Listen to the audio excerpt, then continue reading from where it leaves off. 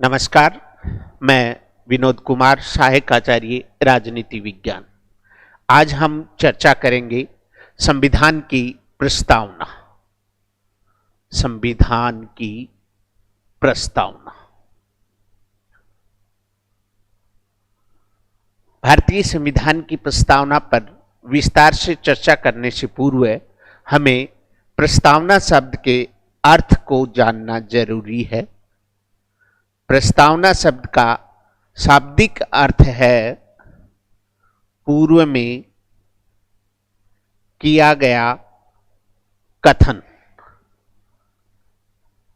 आपने देखा होगा कई बार प्रस्तावना के लिए प्राकथन शब्द भी इस्तेमाल किया जाता है। प्राकथन शब्द इस्तेमाल करने का कारण है कि प्रस्तावना का अर्थ है पूर्व में किया गया कथन। कई बार देखा है हमने प्रस्तावना को उद्देशिका शब्द के नाम से भी संबोधित किया जाता है। संविधान की प्रस्तावना को उद्देशिका क्यों कहा जाता है? संविधान की प्रस्तावना को उद्देशिका कहने के पीछे दो कारण हैं। प्रथम, यह संविधान के उद्देश्यों पर प्रकाश डालती है। संविधान के उद्देश्यों को बतलाती है या प्रकाश डालती है, इसलिए इसे क्या कहा जाता है? उद्देशिका। दूसरा कारण, इसका आधार है उद्देश्य प्रस्ताव। उद्देश्य प्रस्ताव पर आधारित होने के कारण इसे उद्देशिका भी कहा जाता है।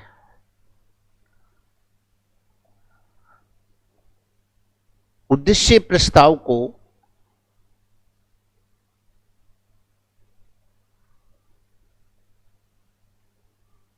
प्रस्तावना का दार्शनिक आधार माना जाता है। दार्शनिक आधार माना जाता है।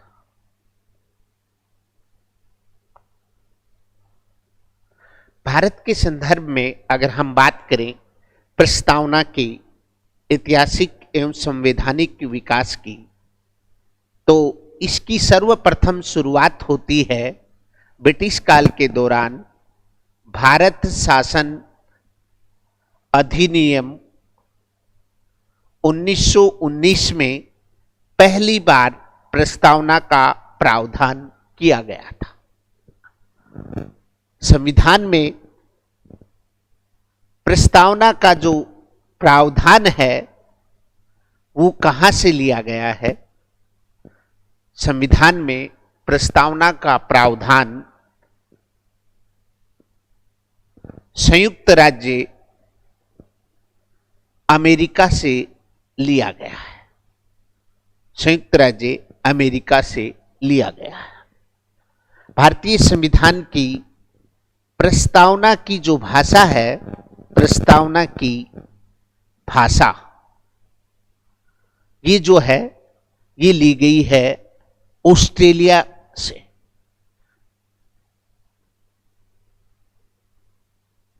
ये जो बेसिक फैक्ट्स हैं जो कॉम्पिटिटिव एग्जाम में अक्सर पूछे जाते हैं, वो चीजें हैं कि प्रस्तावना का अर्थ क्या है। प्रस्तावना को प्राकथन भी कहा जाता है, इसे उद्देशिका भी कहा जाता है। प्रस्तावना का पहली बार प्रावधान भारत शासन अधिनियम 1919 में किया गया। प्रस्तावना का प्रावधान संयुक्त राज्य अमेरिका से लिया गया है। प्रस्तावना की भाषा जो है वो ऑस्ट्रेलिया से ली गई है। अब हम प्रस्तावना की संवैधानिकता एवं इसकी महत्व के बारे में बात करते हैं। अगर हम बात करें कि प्रस्तावना का महत्व क्या है, इसे क्यों पढ़ा जाता है, क्या कारण है कि प्रस्तावना को संविधान का दर्शन या संविधान की आत्मा कहा जाता है। देखिए, हम देखते हैं प्रस्तावना जो होती है मोटे तौर पर 4 बातों की जानकारी देती है। नंबर 1, संविधान ऑब्लिक सत्ता का स्रोत क्या है? शासन एवं सरकार का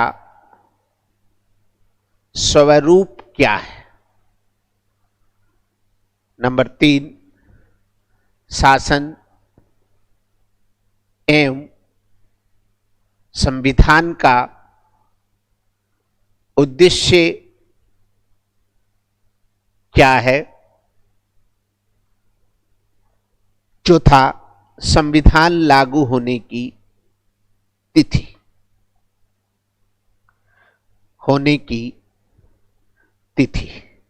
किसी भी देश का संविधान हो, उसकी प्रस्तावना मोटे तौर पर हमें 4 बातों की जानकारी देती है।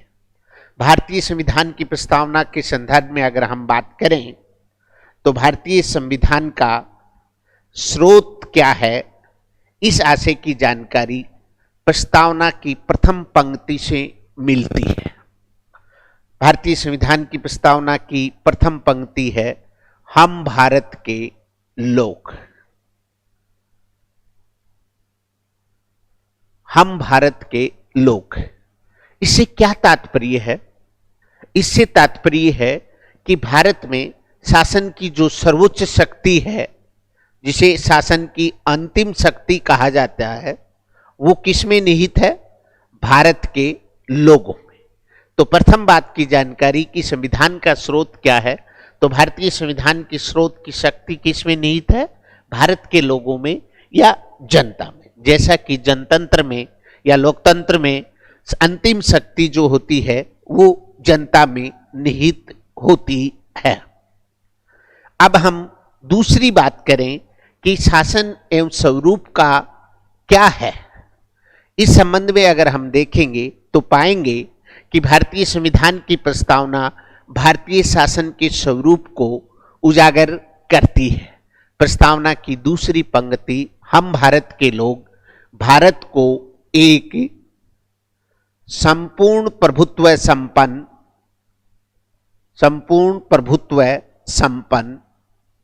समाजवादी पंथ निरपेक्ष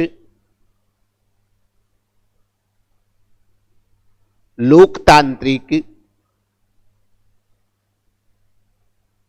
गणराज्य बनाने के लिए, यानी भारतीय संविधान की प्रस्तावना की दूसरी पंक्ति, हम भारत को एक संपूर्ण प्रभुत्व संपन्न समाजवादी पंथ निरपेक्ष लोकतांत्रिक गणराज्य बनाने के लिए जो पंक्ति है, ये भारतीय शासन के स्वरूप पर प्रकाश डालती है।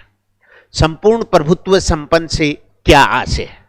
जैसा हम सबको विदित है कि भारत 15 अगस्त 1947 से पहले अंग्रेजों के अधीन था। तो जो राष्ट्र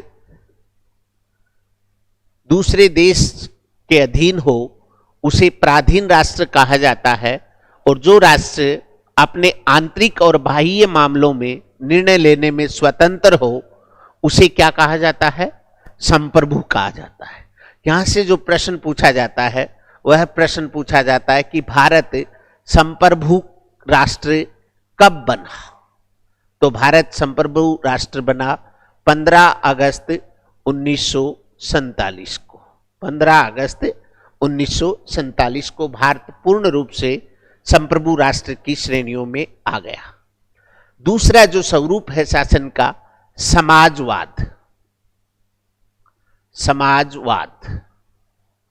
समाजवाद एक विचारधारा है।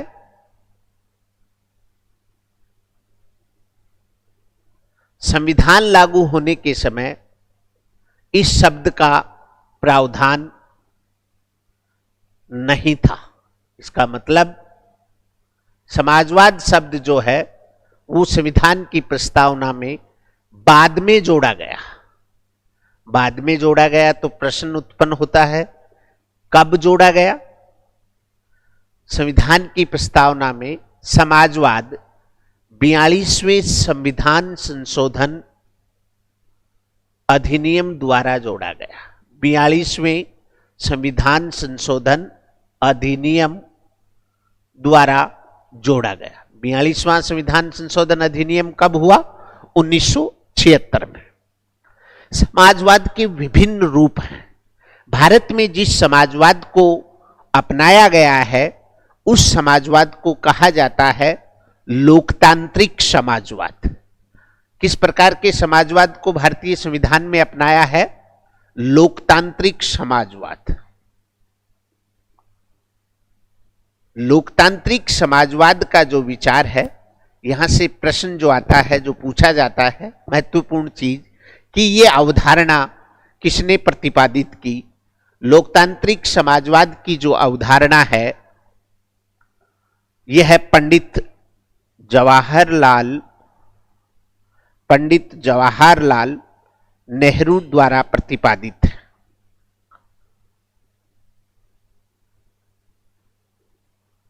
यह विचारधारा जो है संसदीय लोकतंत्र के माध्यम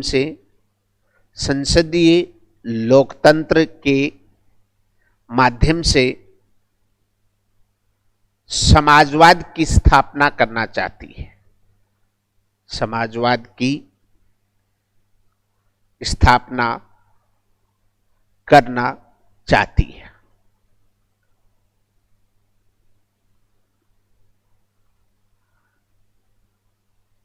इस संदर्भ में एक महत्वपूर्ण बात है, वो ये कि 1955 में कांग्रेस का अधिवेशन हुआ। कहां पर? आवड़ी में। कांग्रेस के आवड़ी अधिवेशन में एक संकल्प लिया गया, क्या? कि भारत के अंदर समाजवादी ढांचे का समाज होना चाहिए, राज्य नहीं, समाजवादी ढांचे का समाज। यह विचार भी कमोबेश नेहरू के लोकतांत्रिक समाजवाद के नजदीक था। नेहरू का जो लोकतांत्रिक समाजवाद है वो मिश्रित अर्थव्यवस्था पर आधारित है। किस पर आधारित है? मिश्रित अर्थव्यवस्था पर आधारित है। मिश्रित अर्थव्यवस्था से तात्पर्य है ऐसी अर्थव्यवस्था जिसमें सार्वजनिक एवं निजी दोनों क्षेत्रों की भागीदारी हो। सार्वजनिक एवं निजी क्षेत्रों की भागीदारी हो, ऐसी अर्थव्यवस्था को मिश्रित अर्थव्यवस्था कहा जाता है। तो भारत में लोकतांत्रिक समाजवाद का विचार जो है उसको अपनाया गया है। अब हम लोकतांत्रिक समाजवाद के बाद तीसरे बिंदु पंथ निरपेक्षता के बारे में समझते हैं, चर्चा करते हैं। पंथ निरपेक्षता। पंथ निरपेक्षता के लिए एक समकक्ष शब्द है धर्म निरपेक्षता, जो धर्म निरपेक्षता की पाश्चात्य अवधारणा का प्रतिनिधित्व करता है और पंथ निरपेक्षता भारतीय अवधारणा का प्रतिनिधित्व करती है। पंथ निरपेक्षता शब्द भी मूल संविधान में नहीं था। मूल संविधान में प्रावधान नहीं था। तो इसका प्रावधान कब किया गया? प्रस्तावना में पंथ निरपेक्षता शब्द 42वें संविधान संशोधन अधिनियम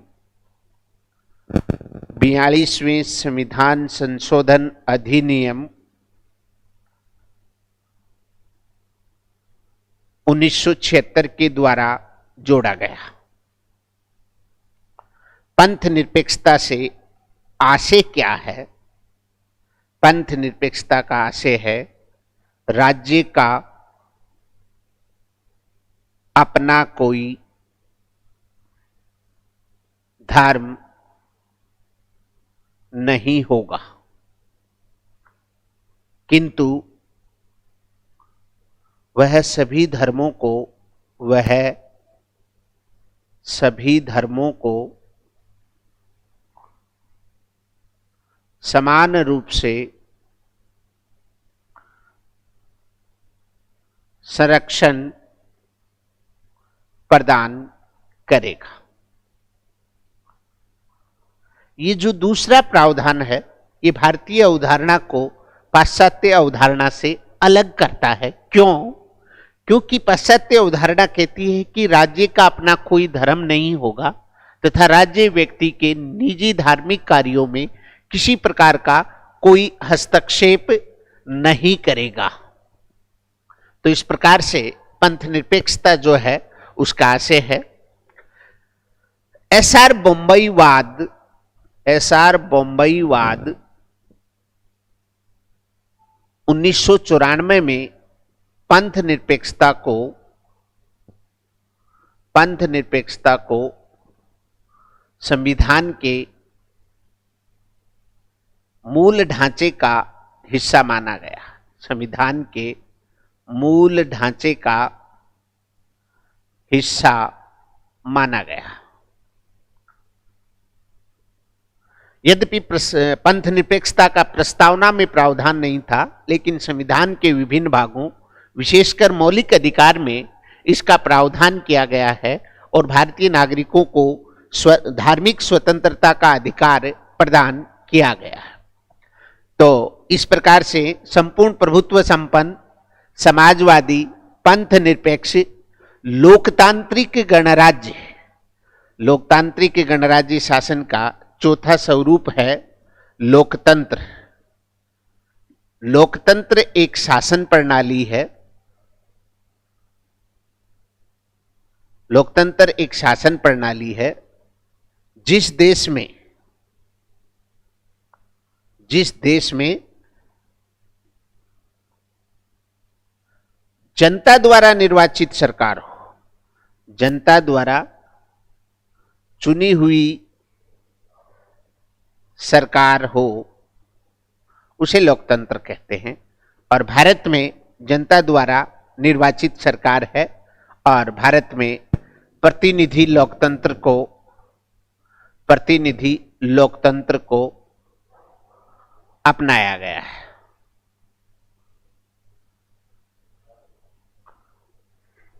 अगली बात है जो शासन का स्वरूप है गणराज्य। गणराज्य से क्या तात्पर्य है? गणराज्य से तात्पर्य है ऐसा देश जिसका राज्याध्यक्ष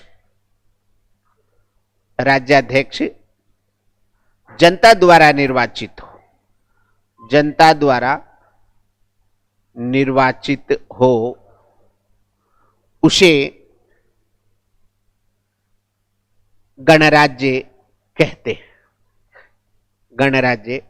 हैं। कहने का तात्पर्य है कि जिस देश का राष्ट्राध्यक्ष या राज्याध्यक्ष आनुवांशिक न होकर के जनता द्वारा प्रत्यक्ष या अप्रत्यक्ष रूप से निर्वाचित होता है, उसे गणराज्य कहते हैं। अब यहां प्रश्न उठता है कि भारत गणराज्य कब बना? भारत 26 जनवरी 1950 को गणराज्य बना। कैसे? इस दिन भारत के प्रथम राष्ट्रपति डॉक्टर राजेंद्र प्रसाद ने राष्ट्रपति का पद ग्रहण किया था।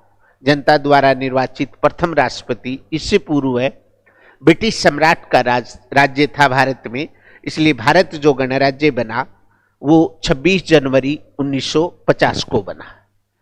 इस प्रकार हमने प्रस्तावना की दूसरी जानकारी शासन के स्वरूप के संबंध में जाना। तो भारतीय शासन का स्वरूप उभर कर आता है कि भारत एक संपूर्ण प्रभुत्व संपन्न समाजवादी पंथ निरपेक्ष लोकतांत्रिक गणराज्य है। अब तीसरी बात जिसकी जानकारी हमें संविधान की प्रस्तावना से मिलती है वो है संविधान या शासन का उद्देश्य। संविधान या शासन का उद्देश्य। किसी भी देश का शासन, कोई भी लोकतांत्रिक शासन प्रणाली मोटे तौर पर जिसका उद्देश्य होता है स्वतंत्रता, समानता, न्याय और बंधुत्व की स्थापना करना। और बंधुत्व की स्थापना करना। भारतीय संविधान की प्रस्तावना में इन लोकतांत्रिक मूल्यों का समावेश किया गया है। अगर हम बात करें भारतीय संविधान की प्रस्तावना की, तो उसमें न्याय की बात की गई है। न्याय लोकतंत्र की मूलभूत अवधारणा है। न्याय से तात्पर्य है कि समाज के अंदर, राज्य के अंदर किसी भी वर्ग को विशेष अधिकार प्राप्त ना हो और प्रत्येक व्यक्ति को अपने व्यक्तित्व का विकास करने का संपूर्ण अवसर प्राप्त हो। भारतीय संविधान की प्रस्तावना की अगर हम बात करें तो संविधान की प्रस्तावना में 3 प्रकार के न्याय का उल्लेख है। कितने प्रकार के? 3 प्रकार के न्याय का। कौन कौन से? सामाजिक न्याय, आर्थिक न्याय और राजनीतिक न्याय। तो भारतीय संविधान की प्रस्तावना में 3 प्रकार के न्याय का उल्लेख मिलता है: सामाजिक, आर्थिक और राजनीतिक न्याय। सामाजिक न्याय से क्या तात्पर्य है? सामाजिक न्याय से तात्पर्य है कि समाज के अंदर व्यक्ति के साथ सामाजिक आधारों पर, अर्थात जाति, भाषा, धर्म और लिंग के आधार पर किसी प्रकार का कोई भेदभाव न हो, ऐसी स्थिति को सामाजिक न्याय की स्थिति कहा जाता है। दूसरा है आर्थिक न्याय। आर्थिक न्याय का मतलब यह नहीं है कि सभी को समान रूप से आय हो। आर्थिक न्याय का तात्पर्य है कि समाज के अंदर उत्पादन के साधनों पर नियंत्रण कुछ लोगों का न हो, बल्कि सब लोगों की उत्पादन के साधनों तक पहुंच हो और प्रत्येक व्यक्ति को रोजगार का अवसर प्राप्त हो। इस प्रकार की स्थिति जो है वो आर्थिक न्याय की स्थिति होती है। राजनीतिक न्याय। राजनीतिक न्याय से तात्पर्य है कि प्रत्येक व्यक्ति को शासन में भागीदारी सुनिश्चित हो। प्रत्येक व्यक्ति की शासन में भागीदारी किस रूप में हो सकती है? मतदान का अधिकार, चुनाव लड़ने का अधिकार। ये 2 जो अधिकार हैं, ये राजनीतिक न्याय की स्थापना करते हैं। संविधान निर्माताओं की मंशा थी कि भारत में सबसे पहले सामाजिक न्याय की स्थापना हो, उसके बाद आर्थिक न्याय की स्थापना हो, उसके बाद राजनीतिक न्याय। किंतु संविधान निर्माताओं के मंसूबे के विपरीत भारत में शुरुआत हुई राजनीतिक न्याय की स्थापना। आर्थिक और सामाजिक न्याय आज भी बेमानी है। अब हम बात करें स्वतंत्रता। स्वतंत्रता से क्या आशय है? अगर हम इसके नकारात्मक अर्थ में बात करें तो स्वतंत्रता से तात्पर्य है सभी प्रकार के प्रतिबंधों का अभाव, अर्थात किसी प्रकार का कोई प्रतिबंध न होना। किंतु यह स्थिति जो है वह स्वच्छंदता को जन्म देती है, और स्वच्छंदता की स्थिति जो है वो अराजकता को जन्म देती है। इसलिए नकारात्मक अर्थ में स्वतंत्रता सामाजिक हित में नहीं है। तो किस प्रकार की स्वतंत्रता? करने योग्य कार्यों की स्वतंत्रता, अर्थात ऐसे कार्य जो मैं स्वयं अपने विरुद्ध किसी और को करने की इजाजत दे दूं। संविधान की प्रस्तावना की अगर हम बात करें तो इसमें 5 प्रकार की स्वतंत्रता का उल्लेख है। 5 प्रकार की स्वतंत्रता का उल्लेख है। कौन कौन सी? विचार, अभिव्यक्ति, विश्वास, धर्म और उपासना की स्वतंत्रता। और उपासना की स्वतंत्रता। विचार से तात्पर्य है विचार की स्वतंत्रता से कि प्रत्येक व्यक्ति को सोचने का अधिकार है कि वह सोच सकता है। अभिव्यक्ति की स्वतंत्रता विचार की स्वतंत्रता से जुड़ी हुई है कि मानव मस्तिष्क में जो विचार आया उसको वो प्रकट कर सके। किंतु अभिव्यक्ति की स्वतंत्रता निरपेक्ष नहीं है। इस पर युक्ति युक्त प्रतिबंध लगाए जा सकते हैं। युक्ति युक्त प्रतिबंधों से तात्पर्य क्या है? युक्ति युक्त प्रतिबंधों से तात्पर्य है कि किसी भी व्यक्ति को, किसी भी नागरिक को इस प्रकार के विचार व्यक्त करने की आजादी नहीं हो सकती जिससे देश की संप्रभुता, सामाजिक सद्भाव, राष्ट्र की एकता, मित्र राष्ट्रों के साथ संबंधों का प्रभाव हो, ऐसी अभिव्यक्ति की आजादी नहीं दी जा सकती। विश्वास, विश्वास का संबंध आध्यात्म से है कि किसी भी इष्ट देव के प्रति श्रद्धा या निष्ठा रखने का जो विचार है वो विश्वास की स्वतंत्रता का द्योतक है। धर्म, ये जो पारलौकिक निष्ठा से जुड़ा हुआ विचार है और जिस पारलौकिक शक्ति में जो विश्वास रखते हैं उनको खुश करने की, उनको मनाने की, पूजने की जो पद्धति है उसे उपासना। तो भारतीय नागरिकों को इन सब की स्वतंत्रता प्राप्त है।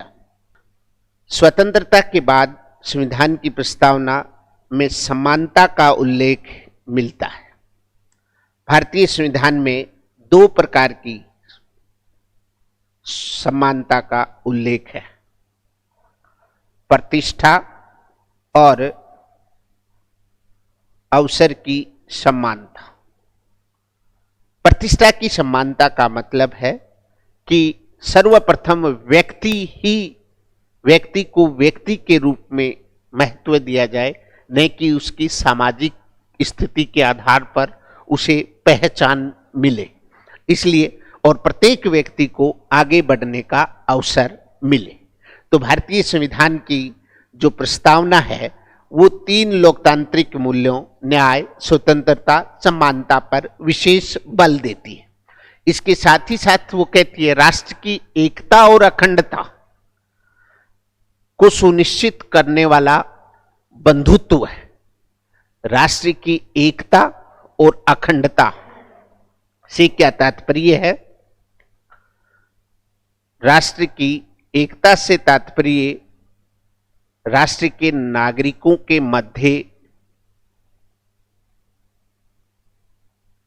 निष्ठा का एक केंद्र विकसित हो, जिसका तात्पर्य है कि हम सब जाति, धर्म, क्षेत्र के आधार पर विभाजित न होकर के सबसे पहले भारतीय। अखंडता का विचार, अखंडता शब्द प्रस्तावना में बाद में जोड़ा गया। कब? 42वें संविधान संशोधन द्वारा। संविधान संशोधन द्वारा अखंडता का विचार भौगोलिक है कि भारत का जो वर्तमान भूप्रदेश है वो सब एकजुट रहे, उसका विभाजन ना हो। ये जो विचार है यह अखंडता से संबंधित है और इन सब के लिए, राष्ट्र की एकता और अखंडता के लिए जो जरूरी है वो है बंधुत्व का भाव, और बंधुत्व का भाव विकसित करना भारतीय संविधान का उद्देश्य है। अगर इसी प्रस्तावना के शब्दों में हम समझें तो पहली बात, हम भारत के लोग जो कि संविधान का स्रोत है। दूसरी बात, भारत को एक संपूर्ण प्रभुत्व संपन्न समाजवादी पंथ निरपेक्ष लोकतांत्रिक गणराज्य बनाने के लिए। तीसरी बात, जो संविधान का उद्देश्य है क्या, उसके समस्त नागरिकों को सामाजिक, आर्थिक और राजनीतिक न्याय, विचार, अभिव्यक्ति, विश्वास, धर्म और उपासना की स्वतंत्रता तथा प्रतिष्ठा और अवसर की समानता प्रदान कराने के लिए व्यक्ति की गरिमा और राष्ट्र की एकता और अखंडता को सुनिश्चित करने के लिए, बंधुता को बढ़ाने के लिए। चौथी चीज जो है वो है संविधान के लागू होने की तिथि, जिसकी जानकारी प्रस्तावना की अंतिम पंक्ति से मिलती है कि संविधान सभा इस संविधान को 26 नवंबर 1949 को मिति मार्गशीर्ष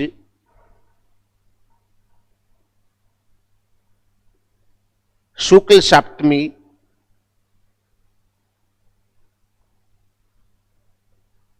विक्रम संवत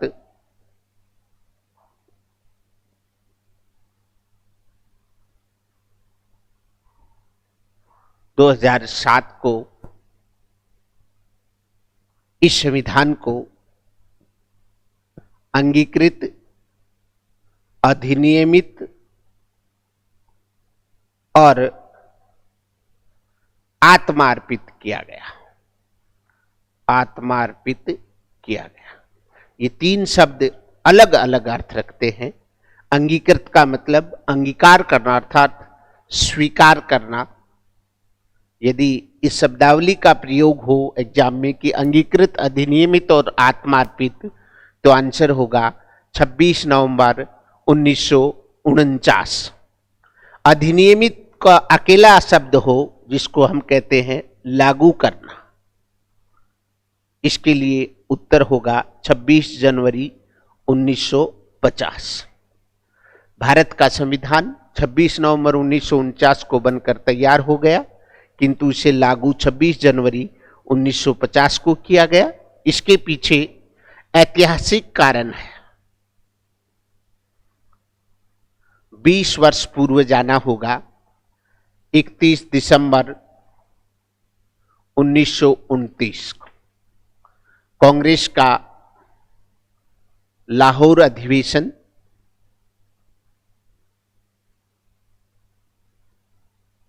इस अधिवेशन में पंडित जवाहरलाल नेहरू ने अध्यक्षीय उद्बोधन देते हुए कहा कि 26 जनवरी 1930 को प्रथम स्वाधीनता दिवस मनाया जाएगा।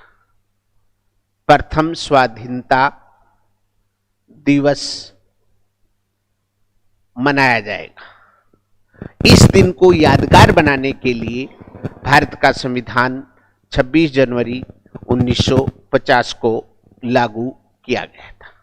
इस प्रकार से संविधान की प्रस्तावना हमें 4 बातों की जानकारी देती है।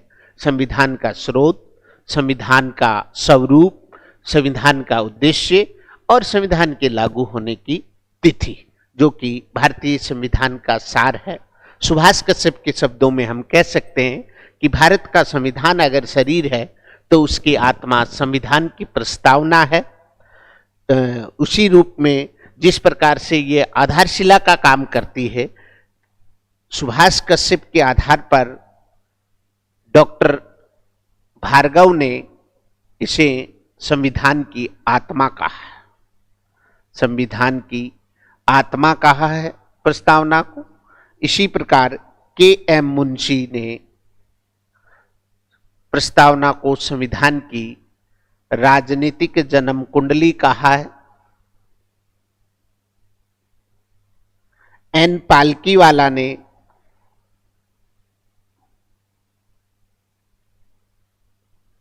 प्रस्तावना को संविधान का परिचय पत्र कहा है। प्रसिद्ध समाजशास्त्री अर्नेस्ट बार्कर ने इसे संविधान का कुंजी नोट कहा है। तो प्रस्तावना कह सकते हैं हम कि संविधान का सार है। पूरे संविधान की झलकी हमें प्रस्तावना में देखने को मिलती।